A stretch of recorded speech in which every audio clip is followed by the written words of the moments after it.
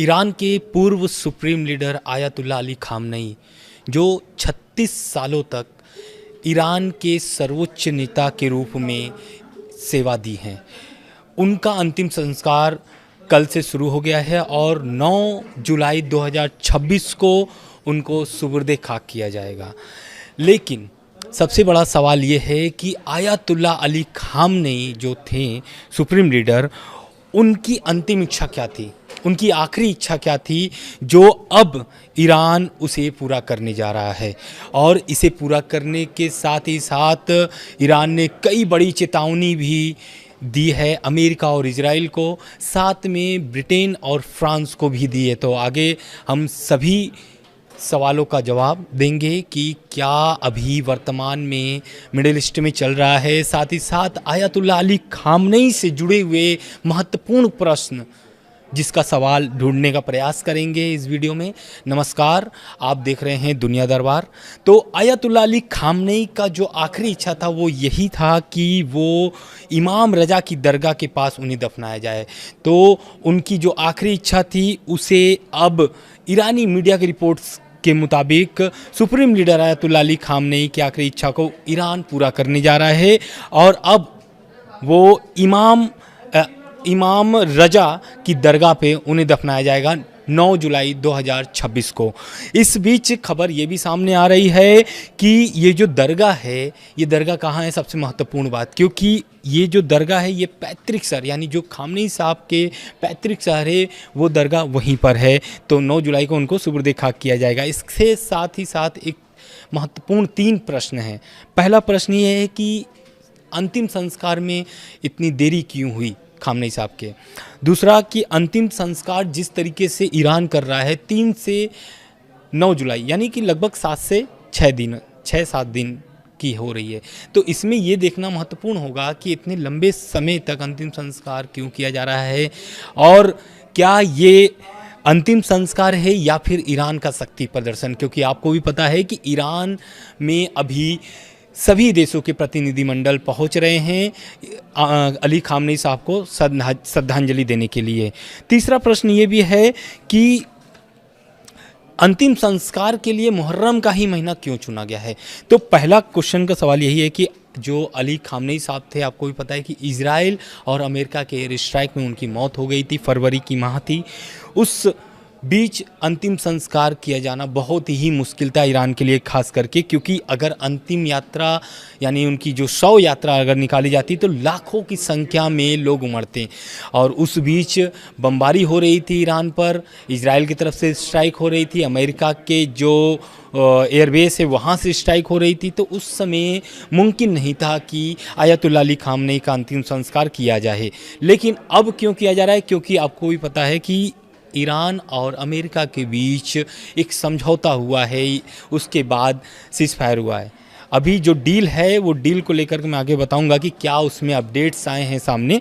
दूसरा कि खामनेई साहब का जो अंतिम संस्कार है या फिर ईरान का शक्ति प्रदर्शन, तो लगभग देखिए 100 देशों के तो जो प्रतिनिधिमंडल हैं वो पहुंचे हुए हैं, उनको श्रद्धांजलि दे रहे हैं। यानी इसका ये मतलब है कि ईरान के प्रति भी बाकी देशों का जो प्रेम है वो सामने दिख रहा है। हालांकि रूस, चीन, भारत से कोई बड़े लीडर्स नहीं गए हैं, उनके प्रतिनिधिमंडल पहुंचे हुए हैं वहां पर उनको अंतिम संस्कार देने के लिए। CNN की रिपोर्ट के मुताबिक अगर बात करें तो एक्सपर्ट्स का कहना है कि सड़कों पर लाखों करोड़ लोगों की भीड़ जुटाकर ईरान दुनिया को संदेश दे रहा है कि उनकी शासन व्यवस्था और इस्लामिक क्रांति आज भी पूरी तरीके से मजबूत है। इसलिए क्योंकि देखिए ये जो युद्ध शुरू हुआ है इसके पहले यही इजराइल और अमेरिका का दावा था कि वहाँ के जो शासन है उसे सत्ता परिवर्तन जिसे कहते हैं सत्ता परिवर्तन करना चाहता था, लेकिन अब तक कोई सत्ता परिवर्तन नहीं हुआ है। आयतुल्ला अली खामनेई के मौत के बाद अब जो नए सुप्रीम लीडर हैं उनके बेटे मुस्तफा खामनेई हैं। तीसरा सबसे बड़ा प्रश्न जो ये है कि जो अंतिम संस्कार किए जा रहे हैं वो मुहर्रम का ही महीना क्यों चुना गया है। तो शिया इस्लाम में यह महीना शोक और शहादत से गहरा जुड़ाव है। यही कारण है कि जो आयतुल्ला अली खामनेई हैं उनका अंतिम संस्कार इस महीने चुना गया है। साथ ही साथ मैं आपको 24 घंटे का अपडेट देने जा रहा हूं कि जो पिछले 24 घंटे में क्या क्या चीज़ें बदली हैं मिडिल ईस्ट में, और ख़ास करके ईरान में जो अंतिम संस्कार समारोह चल रहा है। पहला कि खामनेई के अंतिम संस्कार की जो शुरुआत हुई है वो बहुत ही उल्लास के साथ हुई है, इसलिए क्योंकि 36 सालों तक सुप्रीम लीडर के रूप में आयतुल्लाह अली खामनेई ने सेवा दिया है। उसके बाद उनकी जो अंतिम संस्कार के बाद जो ताबूत रखे गए हैं, आयतुल्लाह अली खामनेई के साथ जितनी परिवार के जो सदस्य थे उनकी जिनकी मौत हुई है उस एयर स्ट्राइक में, उन सभी के भी ताबूत रखे गए हैं। जो अभी चर्चा का विषय है वो यही है कि जो उनकी बेटी आयतुल्लाह अली खामनेई के जो बेटी थी, उनकी जो छोटी बेटी थी, यानी कि आयतुल्लाह अली खामनेई साहब की पोती या फिर हम नतनी बोल लें, उनकी भी ताबूत रखी गई है। तो वो इस समय सबसे चर्चा का विषय ये है, क्योंकि सबसे छोटी यानी कि मासूम बच्ची है। यही कारण है कि ईरान के जितने भी बड़े लीडर्स हैं, आयतुल्लाह अली खामनेई को जब श्रद्धांजलि देने जा रहे थे तो उस ताबूत को देख करके भावुक हो गए, चाहे फिर वो अब्बास आरागची हो या फिर मसूद पेजेश्कियान हो। इन सभी बड़े लीडर्स जो है वहाँ पर जब श्रद्धांजलि देने गए तो वहाँ भावुक हो गए, रो पड़े, एक तरीके से हम ये भी कह लें तो।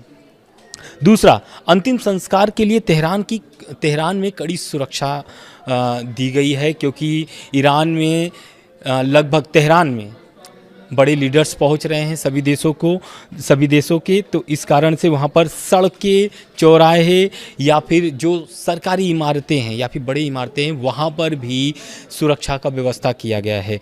आम लोगों के लिए क्या खास इंतजाम किया गया है ईरानी सरकार की तरफ से, तो तेहरान में मेट्रो सरकारी बसें मुफ्त रखी गई है, यानी कि सभी जो है कि यात्राएं मुफ्त हैं।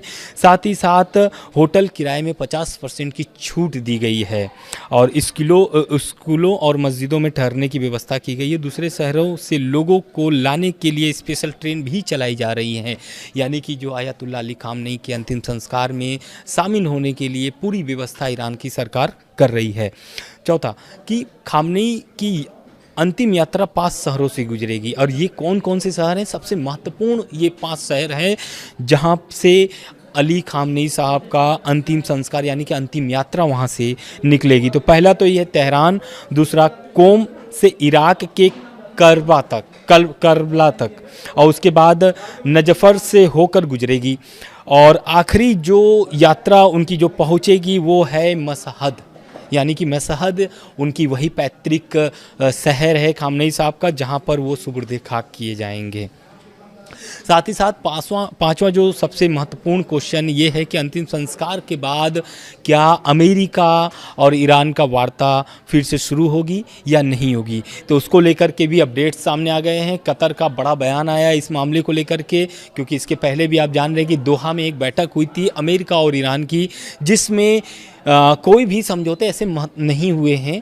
हालांकि सीज़फायर हुए हैं, लेकिन समझौते के लिए अभी भी कई बैठकें हो सकता है कि हों ईरान और अमेरिका की। इसके पहले भी आप देखे होंगे बहुत सारी बैठकें हुई हैं, लेकिन अभी तक बात कुछ बनी नहीं है। तो ईरान और अमेरिका की वार्ता शुरू हो सकती है 9 जुलाई के बाद। अभी डेट फिक्स नहीं हुआ है, लेकिन कतर ने साफ कर दिया है कि फिर से बैठक शुरू होने वाली है।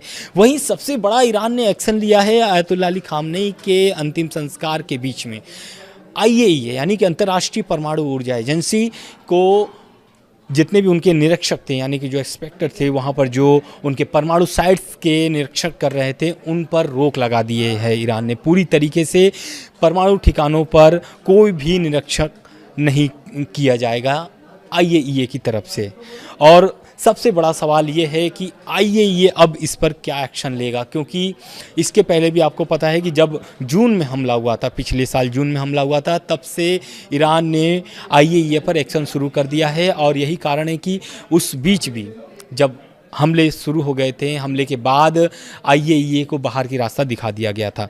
और यही कारण है कि IAEA ने भी बहुत सारे ऐसे दावे कर दिए थे जिसको लेकर के ईरान नाराज़ हो गया था, जिसमें एक बड़ा ये भी दावा था कि जो IAEA के चीफ थे, उन्होंने ये दावा कर दिया था कि ईरान जो है कि बहुत जल्द परमाणु बम बना सकता है। और उधर ईरान की तरफ से पलटवार आया था, और ईरान ने पलटवार करके बयान में ये कहा था कि ईरान जो है कि कभी भी परमाणु बम नहीं बनाएगा। और आयतुल्लाह अली खामनेई भी यही चाहते थे कि ईरान कभी परमाणु बम न बनाए। और जो खामनेई साहब का जो आखिरी बयान था, या फिर हम कह लें दूसरा आखिरी बयान था, वो यही था कि ईरान के लिए सबसे बड़ा जो सबसे शक्तिशाली चीज़ है वो है ईरान की जनता। अगर ईरान की जनता एकजुट हो जाती है तो कोई भी देश या फिर अमेरिका या इजराइल कोई भी उन पर आँख नहीं दिखा सकता है। साथ में एक बड़ा अपडेट्स ये भी सामने आ रहा है कि जो IRGC है, जो अभी फ़िलहाल में मुस्तफ़ा खामनेई के नेतृत्व में चल रहा है, उनके जो एयरोस्पेस फोर्स के चीफ माजिद मौसवी शनिवार को तेहरान में खामनेई के ताबूत के पास श्रद्धांजलि देते हुए नजर आए हैं। मौसवी लंबे समय के बाद सार्वजनिक रूप से दिखाई दिए हैं, क्योंकि जब से युद्ध चल रहा है तब से वो अंडरग्राउंड थे, लेकिन मुस्तफ़ा अली खामनेई साहब को श्रद्धांजलि देने के लिए वो तेहरान पहुँचे हुए हैं। साथ ही साथ ईरान की खुफिया मंत्रालय ने एक बड़ा बयान दिया है, और बयान यह है कि खामनेई की मौत का बदला लेने का उन्होंने एक तरीके से हम ये कह दें कि धमकी दिया है। और ये धमकी जो है कि ईरान के खुफिया मंत्रालय ने शनिवार को कहा कि अमेरिका इजराइल के हमलों में मारे गए खामनेई और दूसरे लोगों की मौत का बदला लिया जाएगा। मंत्रालय ने कहा है कि हमारे जख्म तब तक नहीं भरेंगे जब तक हत्या के जिम्मेदार लोगों से बदला न लिया जाए। तो ये तो रह गई बात अली खामनेई साहब से जुड़े हुए।